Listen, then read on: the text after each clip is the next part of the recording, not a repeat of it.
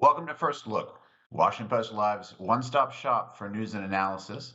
I'm Michael Duffy, opinions editor at large at the Post, filling in for Jonathan Capehart this week. Our first guest this morning is Toulouse Olorunnipa, the Post's White House bureau chief. Good morning, Talu. Good morning. How are you? I'm well, thank you. It's been an interesting week at the White House. Big legal and political news there with the president's son being convicted in court on 3 gun-related charges. That was on Tuesday. Is this the end of Hunter Biden's legal challenges, Khalid? Absolutely not. This is the first case, and there is another case currently scheduled for September in California dealing with tax issues. And so Hunter Biden thought the end of his legal drama was last year when he reached a plea deal with prosecutors. When that fell apart, he ended up becoming someone who was going to have to face multiple court cases. And so he was convicted in this first case that went to trial in Delaware. We saw the impact that has had so far on President Biden. He went directly to Wilmington, Delaware, to be with his son after the verdict. He's been talking about it even during his foreign trip to Italy. And this is not the end for the political or legal drama surrounding the Biden family, because there's going to be September right ahead of the presidential elections in November. And in terms of Hunter Biden's own situation, which of these cases is legally more worrisome for the family? Was the gun case considered simpler than the tax case? Just put the two in perspective for us. Which is going to be harder for them? Yeah, the gun case was a pretty simple proposition from the prosecutors. Basically, Hunter Biden had admitted already to being addicted to drugs around the same time that he purchased the gun and filled on a federal form saying that he wasn't addicted to drugs. And so it was a pretty open and shut case for prosecutors, even though his defense tried to mount a legal defense.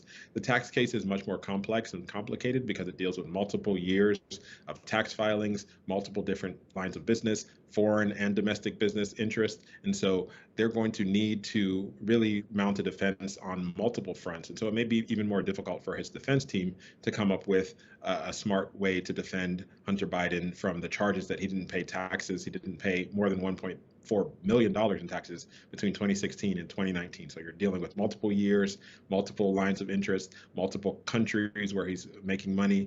And so it's going to be a difficult case for his defense, but it's also going to be difficult for prosecutors to line all of this up, make it make sense for the jury, and also prove to the jury beyond a reasonable doubt that Hunter Biden willfully did not pay taxes and evaded his tax burden. And the fact that he's since paid those taxes may also make it more difficult for prosecutors to convince a jury that he deserves to serve jail time for not paying those taxes, because now that the taxes are paid, he's paid a fine, he's done a lot of the restitution, but he's still being prosecuted. So it'll be a very difficult legal battle, and it'll be a very interesting political battle for the people who have been going after Hunter Biden for several months now over his business dealings. They're going to pay close attention to this case, especially on the Republican side, to try to prove that Hunter Biden was doing something that could be connected to President Biden when it comes to his business dealings. Donald Trump's campaign issued a statement this week calling the quote, nothing more than a distraction from the real crimes of the Biden crime family. Is Trump hoping this conviction and any that may yet come in some way offsets whatever impact, politically or otherwise, his own conviction had in the New York hush money case? He's hoping that, but these are very different cases. Hunter Biden is not running for anything. He's a private citizen. The former president is running for something and is a public figure and has been convicted on many more charges of business falsification of records. And so the Biden campaign continues to refer to Donald Trump as convicted felon Donald Trump, and it's going to continue to be something that makes it hard for Trump to win over some of the moderates and skeptical voters who are thinking about voting for him but are not too comfortable with the idea of having a convicted felon as president. And so even as Trump wants to sort of nullify the impact of this politically, it's going to be difficult to use Hunter Biden as a foil because Hunter Biden is a private citizen and was convicted on these gun charges due to his addiction.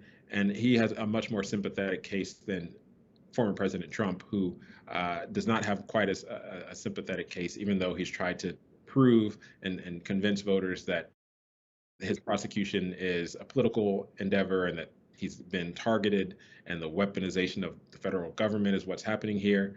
And he faces multiple other cases, even though those cases might not go to trial. Voters know that he is also facing charges in Georgia and 2 federal cases for classified documents and for the January 6th insurrection. And all of those legal filings will continue to happen, even if the cases don't happen before the election. But what is the impact of these trials on the Biden family, and particularly the president's own mindset heading in 5 months ahead of an election? This is never the first families are always challenged by various things. It's important that no matter what political side you're on, that we want an executive who is in good mental shape. How is this impacting the Biden family? Yeah, if you think about the political impact versus the personal impact, people around Joe Biden say they don't think this trial is going to have a very big political impact. People aren't really going to change their votes based on what Hunter Biden did. But the personal impact on Joe Biden as a father is something that people around the president are very concerned about. We saw Joe Biden travel to Wilmington right after this verdict came down. We saw him spending time with his son, trying to bring his son close. He's already lost 2 children, and his other son has been dealing with addiction. And so he is wanting to show that he is a father first, that he cares about his son. He's talked about it. He was in Italy yesterday during a press conference. He talked about how proud he was of his son and how Hunter Biden has rebuilt his life after dealing with addiction. But this is something that takes a very serious personal toll on the president. He is worried that the fact that Hunter Biden is in the spotlight, the fact that he's the president, the fact that Republicans are going after his son could be the thing that tips Hunter Biden back into relapse. And so he's very concerned and wants to bring Hunter Biden very close. We've seen the president's son with him in various public settings, at state dinners, at Camp David. He's really wanted to show that he is father first and that he's going to be very close with his son, even as his son deals with legal challenges, political challenges, and the reality of being the target of Republican smear attacks for the last several months. And so this is something that's taken a very serious toll on the president, and the people around him want to make sure that he is in the right frame of mind as he prepares to go against Donald Trump, who has not shown any qualms about attacking the Biden family in the past. So we're 2 weeks or so away from the first debate. Is the White House still feeling good about the decision to accelerate that schedule? They do. The proof will be in the pudding, depending on how the debate goes. But they want this to be a binary choice for Americans. They want Americans to see 2 men who happen to both be older, but 2 men who are very starkly different on every other front, even though they're from the same generation. And they want the American people to see that contrast in stark relief on the debate stage. And they want Joe Biden to come across as decent, as someone who has a level head, as someone who, even at his age, continues to have a steady hand on the government, while they want people to see Donald Trump as someone who's hot-tempered, not even-keeled, not someone that you want to have the keys to the nuclear code, and someone who, in addition to being a convicted felon, is someone who inspired the January 6th insurrection and is seeking revenge in a second term. And they think that by having the 2 men on stage together, a lot of the voters who are not too enthusiastic about Joe Biden will lean into the idea that even if I don't love Joe Biden, I cannot fathom the idea of Donald Trump coming back into office. And for that reason, I will vote. And so they are hoping that getting people engaged early will help move some of these poll numbers that have been pretty stagnant, pretty hard for the president's supporters to stomach, because they show former President Trump in the lead in many cases. And so they're hoping that this debate will be a turnaround for them and really jumpstart the move to the general election. The White House expect Hunter Biden's legal issues to come up in that debate? And do you think the White House will bring up Donald Trump's own legal challenges? They are preparing for the court battles that are dominating this election cycle to be a big part of this debate. Joe Biden has a practiced answer. He talks about how much he loves his son, how his son did deal with, things like addiction in the past, but how he, as president, has not interfered with the Justice Department, has allowed his son to be prosecuted, and has taken a hands-off approach, even while former President Trump has talked about how he would use and weaponize the federal government to go after his enemies and assign a special counsel to go after the Biden family. And so they have an answer that they're going to use, whether or not they go after Donald Trump for his crimes that he's been convicted of. That remains to be seen. They don't necessarily think that that's going to sway very many voters, but I wouldn't be surprised if Joe Biden uses the term convicted felon Donald Trump on the debate stage just to have that term in the minds of the American voter as they consider whether or not they want a convicted felon to be their president again.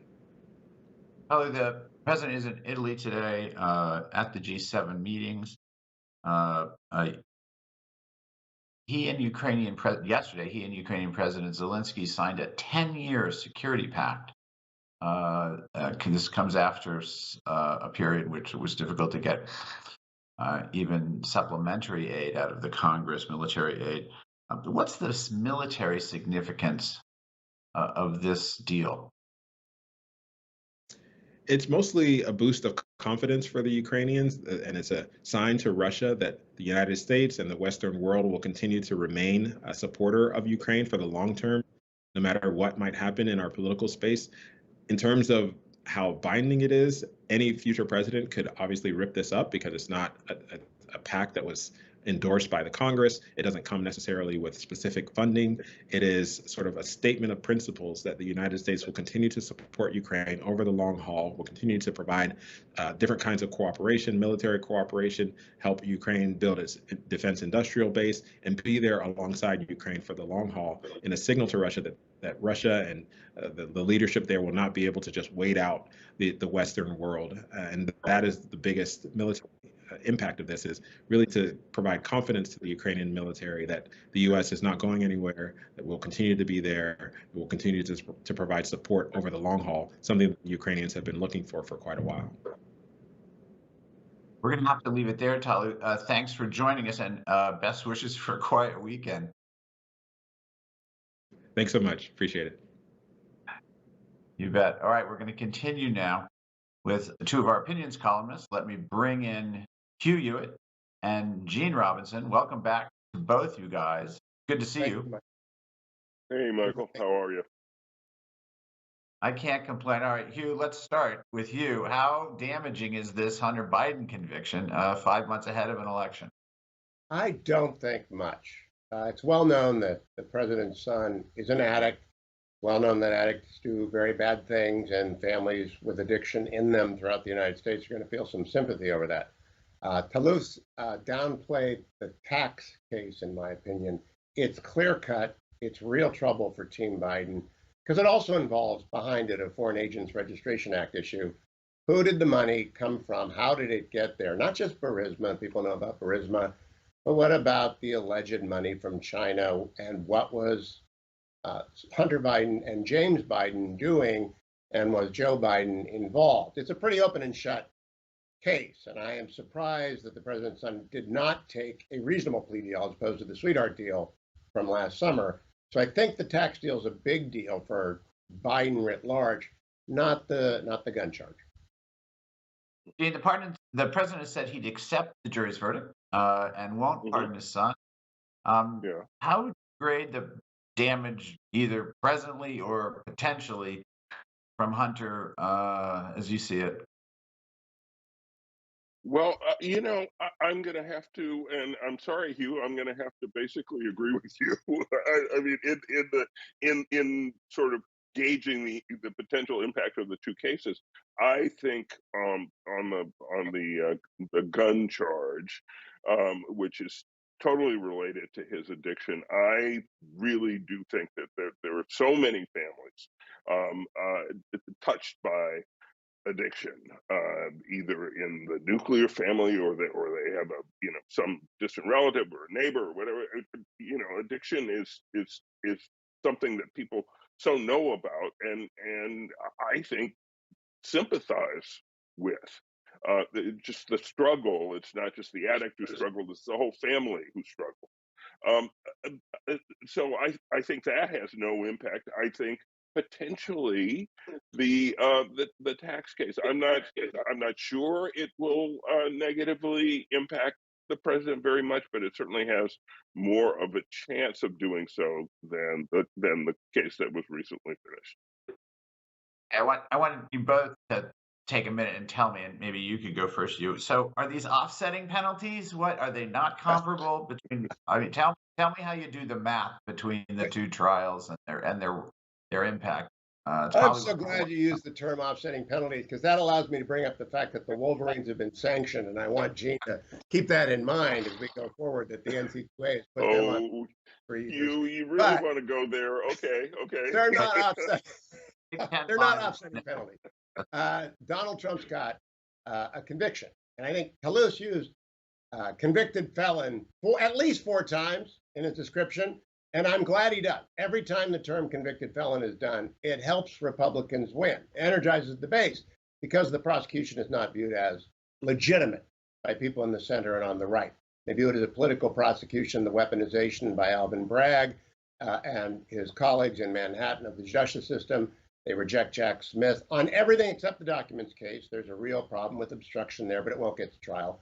But I don't think they're offsetting at all. I think this is going to come down to much more basic issues about temperament and capacity. We'll get there, but I'll yield the floor to Gene in case he wants to mount a defense of the now sanctioned Wolverines. Because if Toulouse can say convicted felon, I'm just going to refer to them as sanctioned Wolverines over and over again. Oh my goodness. Oh well, I would say champion would be the word I would use. The champion Wolverines, who now, after, yes, a long streak of Ohio State beating Michigan, we kind of got a streak of our own going, Yeah, and we won it all uh, this year. So, but we will have this conversation, I think, several times during football season. That aside, boy, are we at a point where a convicted felon is an asset? And being a convicted felon helps you as a presidential candidate. I don't think we're there. He was right that that the conviction energized Trump's base. I think he is wrong if he believes it won any votes for Donald Trump that he otherwise would have gotten. I don't think that's the case. I think people, anybody who says, "Well, I wasn't going to vote for Trump, but now that he's been convicted of felonies, okay, he's my guy." I think that person was probably going to vote for Donald Trump anyhow. I'm not going to give you a chance. It is a base election. This is what I'm talking about. The president's base, President Biden's base, is quite lethargic at this point. That's why Donald Trump is winning in almost every one of the battleground states. Donald Trump's base has been energized and continues to be energized whenever they are reminded of the weaponization. Now, you might not agree with that assessment, but it's in the numbers. If you look at the Real Clear Politics average, he's been gaining, and the conviction had zero impact on his numbers. They've gone up. Go ahead, Gene. No, go ahead, Michael. Go ahead, Michael. I won't. You had a column in the Post this week saying you thought that Trump will actually win his hush money case on appeal. Can you take just a quick moment and tell us why? Sure. My view is Juan Merchan ought to have recused himself, and I laid it out in the column. Then I talked to Judd Rubenfeld over at Yale Law School. He actually thinks the better argument is the failure to state with specificity what he was convicted of as the second offense that revived the misdemeanor business records charges. And I don't know that either of you want to volunteer what you think the second charge is. I think I know what most people do, but it's a grave constitutional problem to be prosecuted for a crime that is not articulated either in the indictment or even by the time the defense rested. I have no doubt this conviction will be thrown out. I'm like 100% certain the conviction will be thrown out, but it will take some time. Well, if I could just jump in, you're a lawyer, and so I won't claim to have an authoritative voice on this. I will say though that the underlying crime that converted the misdemeanors into felonies was violation of a New York State election law.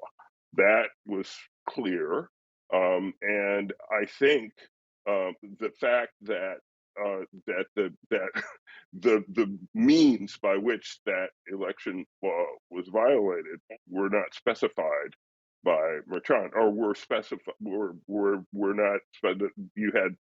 You could pick among three, as long as you believed one.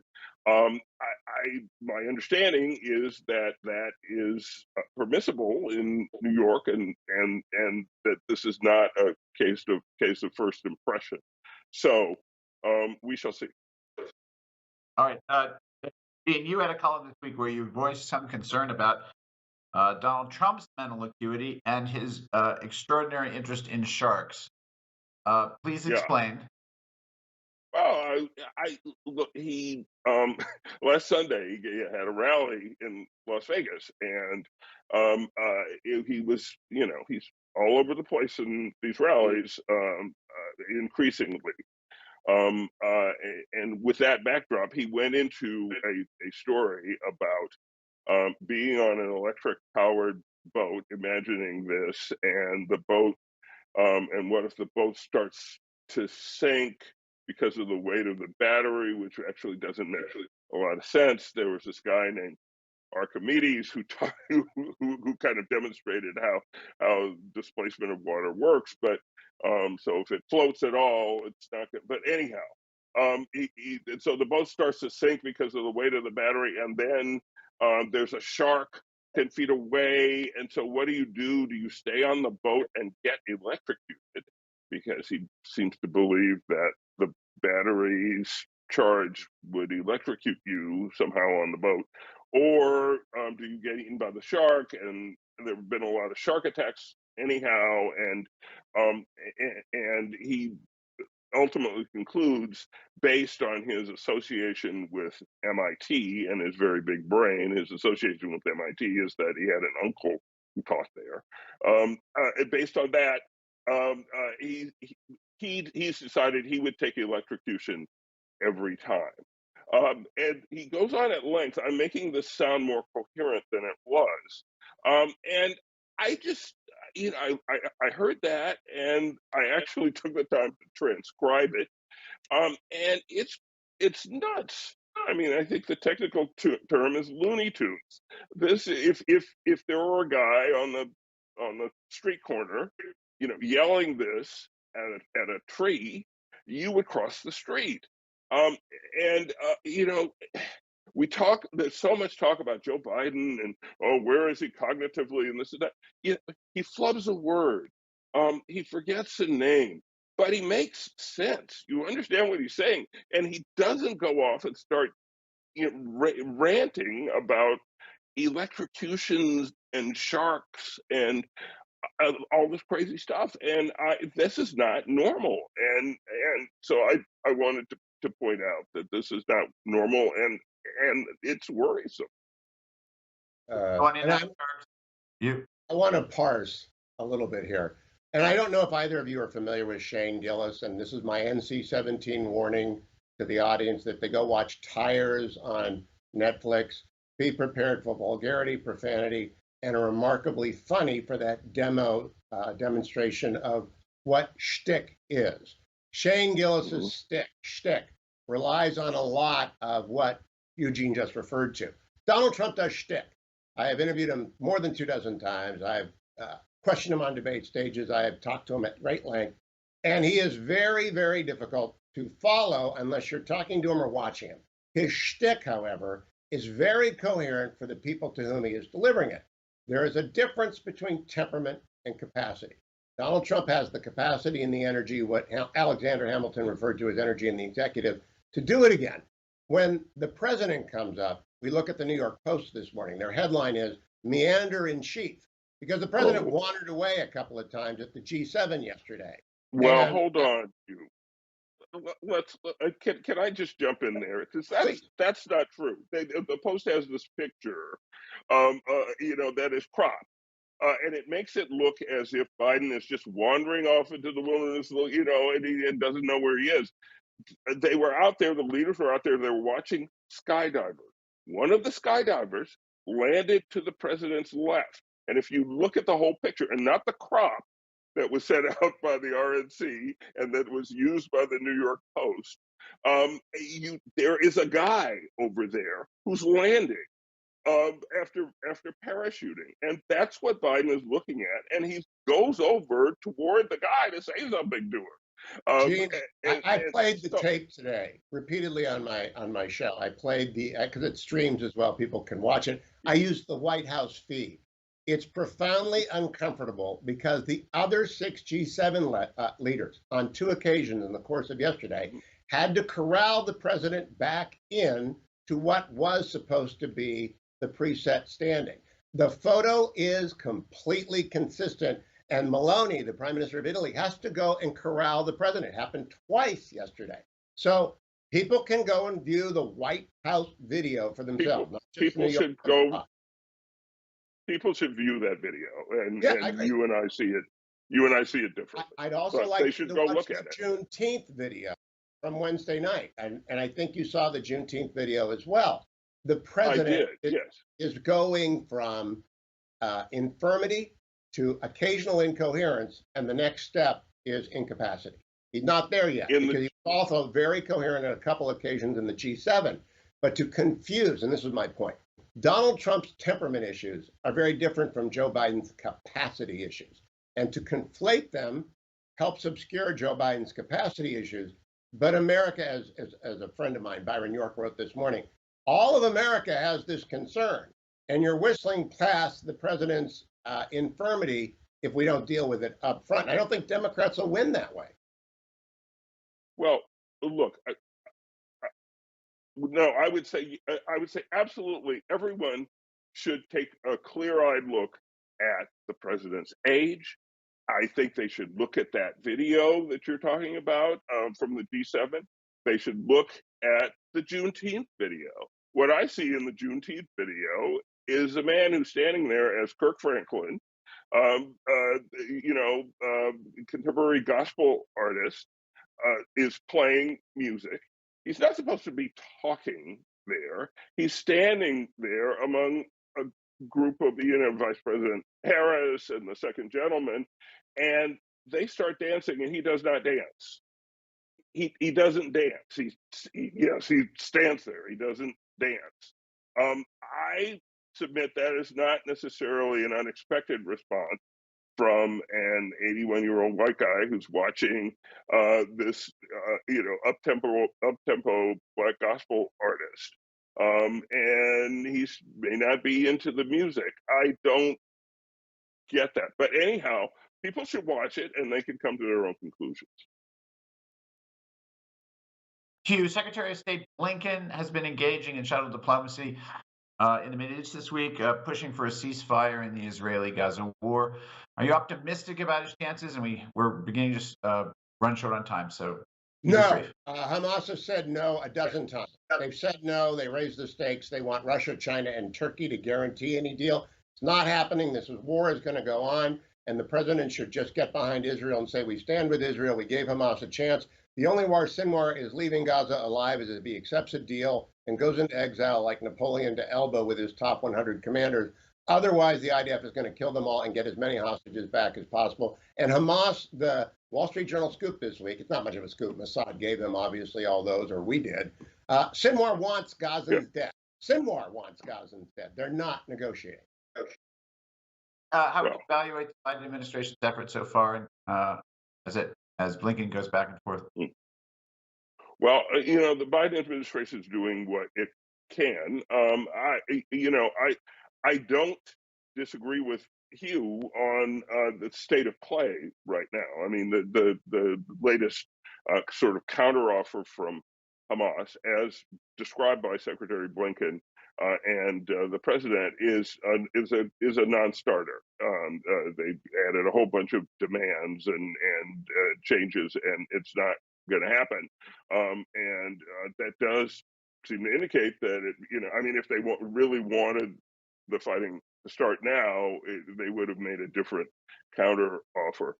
That said, I don't think I frankly don't think the United States as a close ally of Israel, as it should remain, nonetheless can just countenance or can advise Israel to continue mowing through the Gaza as the way it has been doing so far. But I don't think there's a ceasefire anytime soon. Thanks. We're out of time. So thank you for your roundup of sharks and skydivers and Big Ten football. And You can do that sanction again bowling. anytime. Hugh Hewitt and Eugene Robinson, you guys have a good weekend. You too. Okay, you too, Mike. And thanks to all of you for watching. For more of these important conversations, sign up for a Washington Post subscription. Get a free trial by visiting WashingtonPostLive.com/live, WashingtonPost.com/live. And I'm Michael Duffy. Thanks again for joining us. Have a great week.